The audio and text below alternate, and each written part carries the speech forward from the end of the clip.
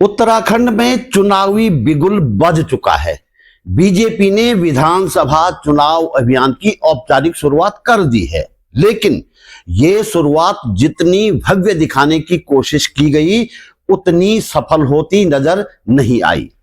पहली ही चुनावी सभा में देश के गृह मंत्री अमित शाह मौजूद थे, मगर मंच के सामने की तस्वीरें कुछ और ही कहानी बयां करती दिखी। सोशल मीडिया पर ऐसे कई वीडियो सामने आए जिनमें भाषण के दौरान खाली कुर्सियां साफ दिखाई दे रही थी। इससे रैली की भीड़ और उत्साह को लेकर सवाल उठने लगे। इतना ही नहीं, अपने भाषण के दौरान अमित शाह द्वारा इस्तेमाल किए गए कुछ शब्द भी विवाद का कारण बन गए। जिस अंदाज में उन्होंने ये शब्द कहे उसे कई लोग उत्तराखंड की जनता के प्रति अपमानजनक मान रहे हैं। इस वीडियो में हम इन्हीं मुद्दों पर विस्तार से बात करेंगे। हम इस रैली पर राज्य के वरिष्ठ पत्रकारों की कुछ टिप्पणियां भी वीडियो में शामिल करेंगे। वीडियो को अंत तक जरूर देखें, क्योंकि अंत में हम इस पूरी रैली और उससे उठे विवादों पर एक विश्लेषण भी रखेंगे।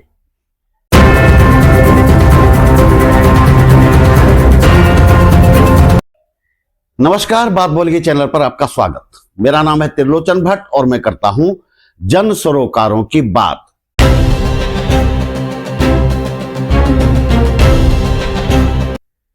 बीजेपी ने उत्तराखंड में 2027 के विधानसभा चुनाव का आगाज हरिद्वार में एक जनसभा से किया।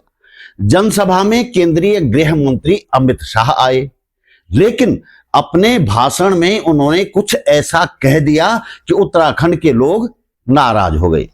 पहले हम उनके भाषण के उस हिस्से को देख लेते हैं जो तमाम आलोचनाओं के साथ लगातार वायरल हो रहा है। माता की हो गया भैया, देख लिया आपको, बैठ जाइए प्लीज, बैठ जाइए।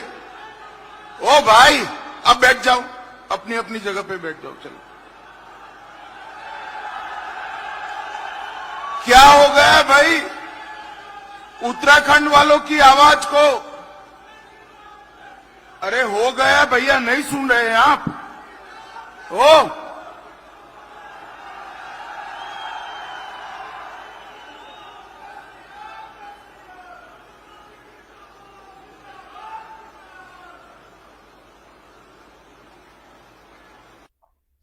ये पहला मौका नहीं है जब अमित शाह ने इस तरह से ए ओ जैसे शब्दों का इस्तेमाल किया हो। इससे पहले उनका ए सफेद कमीज या ओ पुलिस वाले भाई जैसे शब्द वाले वीडियो वायरल हो चुके हैं। अमित शाह जिस पृष्ठभूमि से आते हैं या जिस तरह की उनकी परिपाटी रही है, हो सकता है उसमें ऐसे शब्दों का इस्तेमाल आम बात हो, लेकिन जब वे उत्तराखंड की धरती पर आकर भाषण दे रहे हों तो इस तरह के शब्दों का इस्तेमाल, और वो भी इस लहजे में, लोग पचा नहीं पाए। यही वजह है कि सोशल मीडिया पर उनकी यह वीडियो क्लिप तमाम लानत मलानत के साथ वायरल हुई और बीजेपी बैकफुट पर आ गई। हालत ये हो गई कि इन शब्दों को लेकर गृह मंत्री के बचाव में भी बीजेपी कुछ कहने की स्थिति में नहीं थी। रिटायर्ड शिक्षक और व्यंग्यकार मुकेश प्रसाद बहुगुणा ने इस मामले में सोशल मीडिया पर एक जोरदार व्यंग लिखा है। कुछ हिस्से आप भी सुनिए। मेरे प्यारे उत्तराखंड के वोटरों, आज आपके बीच आकर मैं वैसा ही गुड फील कर रहा हूं जैसे ही हजारों भेड़ों के झुंड के बीच एक अकेला सैफर्ड करता है। वोटर झुंड में थोड़ा हलचल होती है। अबे भाइयों, थोड़ी देर चुप अपनी जगह नहीं बैठ सकते क्या? शांति से भाषण सुनो। हां, तो मैं कह रहा था कि अगर हमें इसी तरह सत्ता में बनाए रखोगे तो हमारी पार्टी के डीलर इस देवभूमि को स्वर्ग के समान सुंदर बना देंगे और आप सब खुद को स्वर्गवासी कहने की अभूतपूर्व उपलब्धि हासिल कर गर्व महसूस करने लगेंगे। गर्व से कहो हम स्वर्गीय हैं। भीड़ में कुछ लोग अपनी जगह से उठकर चलने लगते हैं। अरे ओ देवतुल्य वोटरों, कहां जा रहे हो बे देवभूमि के देवताओं? दिखाई नहीं देता कि तुम्हारा माननीय गृह मंत्री तुम्हें भाषण देने की कृपा कर रहा है? चलो चुपचाप अपनी जगह बैठ जाओ। और जोर से ताली बजाओ अपने कर कमलों से। ये पूरा व्यंग आप मुकेश प्रसाद बहुगुणा जी के पेज पर जाकर पढ़ सकते हैं।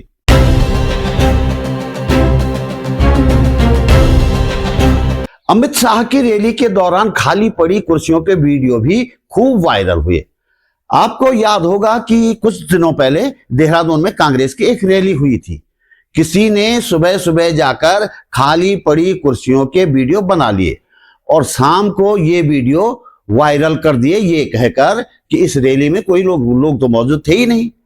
अब लोगों ने सूरज की रोशनी में जब कुर्सियों की छाया देखी उस वीडियो में, तो बता दिया कि ये तो सुबह की बात है भाई, सुबह का वीडियो है। और इसके बाद बीजेपी आ गई बैकफुट पर। लेकिन बीजेपी की हरिद्वार रैली में वीडियो बनाने वाले ने बड़ी चालाकी बरती। ये वीडियो उस वक्त उतारे गए जब मुख्यमंत्री पुष्कर सिंह धामी और गृह मंत्री अमित शाह भाषण दे रहे थे। इस मामले को लेकर वरिष्ठ पत्रकार गजेंद्र रावत ने सोशल मीडिया पर क्या लिखा, सुनिए। 4 साल बेमिसाल के शानदार प्रोग्राम का किसने फैलाया रायता? हजारों खाली कुर्सियों का वीडियो किसने शूट कर वायरल करवाया? धामी जी के भाषण में खाली सफेद कुर्सियां तो शाह के भाषण में खाली लाल कुर्सियां की गई वायरल। वे आगे लिखते हैं, देहरादून, हरिद्वार और उधम सिंह नगर से रोडवेज की बसों में भर भर कर गए सरकारी और गैर सरकारी कार्यकर्ताओं के बावजूद खाली कुर्सियों के वीडियो 4 साल बेमिसाल का मजा किरकिरा कर गए। कल गृह मंत्री अमित शाह उत्तराखंड में घुसपैठ को लेकर जोरदार भाषण दे रहे थे कि केदारनाथ से लेकर कन्याकुमारी तक एक एक घुसपैठियों को निकालकर बाहर किया जाएगा। उसी वक्त सुरक्षा एजेंसियों की आंख में धूल झोंकते हुए कुछ दुष्ट घुसपैठिए वहां घुस गए और उन्होंने साजिश के तहत सरकार की छवि खराब करने के लिए भाजपा की हैट्रिक रोकने के लिए अमित शाह और धामी के भाषण के दौरान वीडियो बनाकर वायरल कर दिया। भाजपा के प्रदेश अध्यक्ष महेंद्र भट्ट ने अभी तक नहीं बताया कि इन वीडियो की असलियत क्या है और इन वीडियो को बनाने वालों के खिलाफ अभी तक किसी प्रकार की कार्रवाई की गई है या नहीं, ये महेंद्र भट्ट ने नहीं बताया, नहीं कोई खबर ऐसी है। सरकार की छवि को गृह मंत्री की उपस्थिति में ऐसे बट्टा लगाने वालों के खिलाफ गंभीर धाराओं में मुकदमा होना चाहिए, वो भी EFIR के माध्यम से, ताकि आगे से कोई ऐसा रायता न फैला सके। ये दरअसल उन्होंने कुछ व्यंग्यात्मक शैली में लिखा हुआ है। आप गृह मंत्री के भाषण का एक छोटा सा टुकड़ा और सुन लीजिए।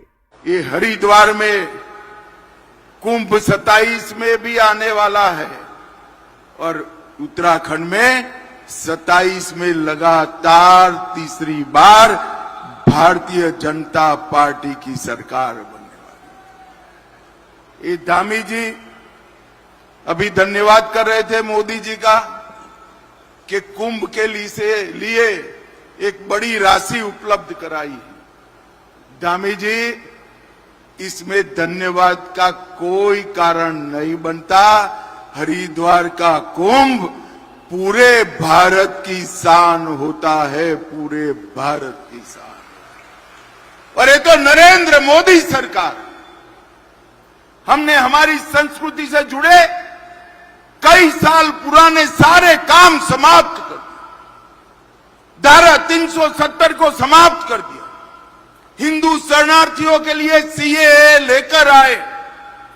550 साल से जिसकी हिंदू समाज राह देख रहा था, वो रामलल्ला का मंदिर बनाने का काम भी हमने समाप्त कर दिया। केदारनाथ धाम, बद्रीनाथ धाम में पूरे शहर की पुनर्रचना कराई, महाकाल लोक बनाया और औरंगजेब ने तोड़ा हुआ काशी विश्वनाथ का कॉरिडोर भी नरेंद्र मोदी जी ने बनाया। नरेंद्र मोदी जी ने। ये कुंभ जो आने वाला है वो सभी रिकॉर्ड तोड़ने वाला होगा, ऐसा मुझे विश्वास है। आपने नोट किया, अमित शाह कह रहे हैं कि 2027 में हरिद्वार में कुंभ होने वाला है, जबकि ये बात पूरी तरह से झूठ है। हरिद्वार में 2027 में कुंभ नहीं, अर्ध कुंभ होना है। कुंभ और अर्ध कुंभ पौराणिक शब्द हैं। इन शब्दों को भी बड़ी चालाकी के साथ बदला जा रहा है। कुंभ को महाकुंभ और अर्ध कुंभ को कुंभ कहने का प्रयोग हाल के सालों में बड़ी तेजी के साथ शुरू किया गया है।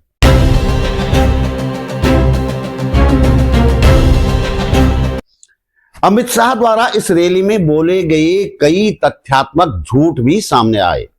वरिष्ठ पत्रकार गुणानंद जगमौला का मानना है कि अमित शाह ने उत्तराखंड में भ्रष्टाचार का एक भी मामला न होने की बात कहकर हरिद्वार की पावन धरा से सफेद झूठ बोला है। वे लिखते हैं, उत्तराखंड में भ्रष्टाचार का एक भी मामला नहीं। अंधों के शहर में आईना बेच गए शाह। कल हरिद्वार में गृह मंत्री अमित शाह ने भाजपा सरकार को पारदर्शी और भ्रष्टाचार मुक्त बताया। जब वो पारदर्शी और भ्रष्टाचार रहित सुशासन का दावा कर रहे थे तो निश्चित तौर पर वहां मंच पर गणेश जोशी, मदन कौशिक और प्रेमचंद अग्रवाल भी रहे होंगे। पूछो जरा इनसे, क्या इनका दामन साफ है? इन तीनों के भ्रष्टाचार के दस्तावेज एडवोकेट विकेश नेगी और मेरे पास यानी कि गुणानंद जगमोला जी के पास उपलब्ध हैं। उद्यान विभाग घोटाला, सैन्य धाम घोटाला, मसूरी जमीन घोटाला, आय से अधिक संपत्ति का मामला तो सीधे तौर पर गणेश जोशी से जुड़ा हुआ है। हरिद्वार जमीन घोटाले में कई अफसर नपे, लेकिन मदन कौशिक को भनक तक नहीं होगी। ऐसा हो सकता है क्या? मदन कौशिक के खन्ना नगर में 4-4 मकान और हरिद्वार में 100 बीघा से भी अधिक जमीन, स्कूल आदि संपत्तियां क्या खानदानी हैं? प्रेमचंद अग्रवाल की 38 प्रॉपर्टीज कहां से आई? 32 करोड़ का रुद्रपुर मेडिकल कॉलेज निर्माण घोटाला, 2000 करोड़ राजस्व हानि का जंगलात घोटाला, एग्री मित्र मेला टेंडर घोटाला, जल निगम घोटाला, मसूरी भूमि घोटाला जो 142 एकड़ हेरिटेज लैंड बालकृष्ण को देने का मामला है, मनरेगा फंड घोटाला समेत अनेकों घोटाले इसी अवधि में हुए हैं। इतिहास गवाह रहेगा कि भाजपा का यह युग अंधों का युग है। जब जनता दिमागी तौर पर अंधी हो, ऐसे अंधों के शहर में अमित शाह यदि आईने बेच गए तो क्या ही कहें।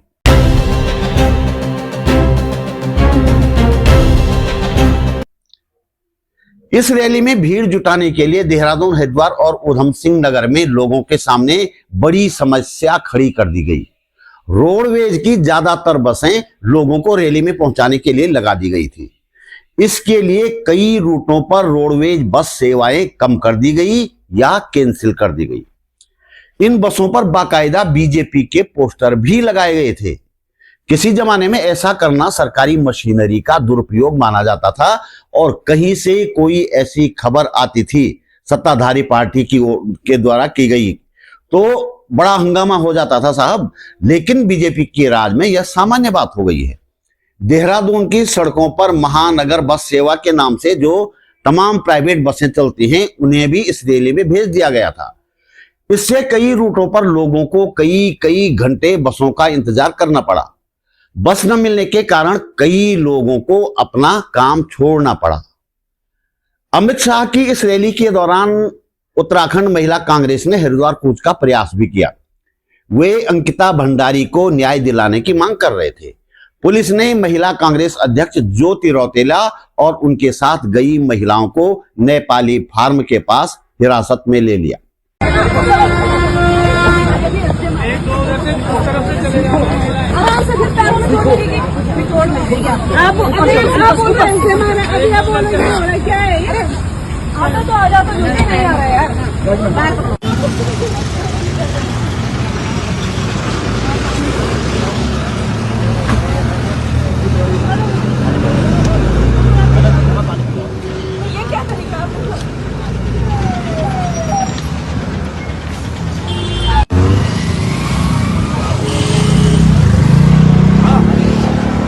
जी भाई थोड़ा सा पीछे।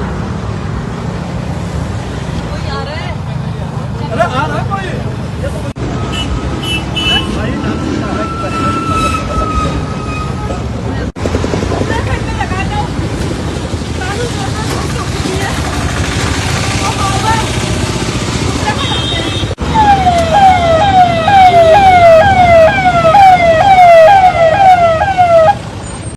तो दोस्तों इस वीडियो में इतना ही। यह मंच किसी राजनीतिक दल, धन्ना सेठ या सरकार का नहीं है। यह सिर्फ एक कोशिश है आप तक सच पहुंचाने की।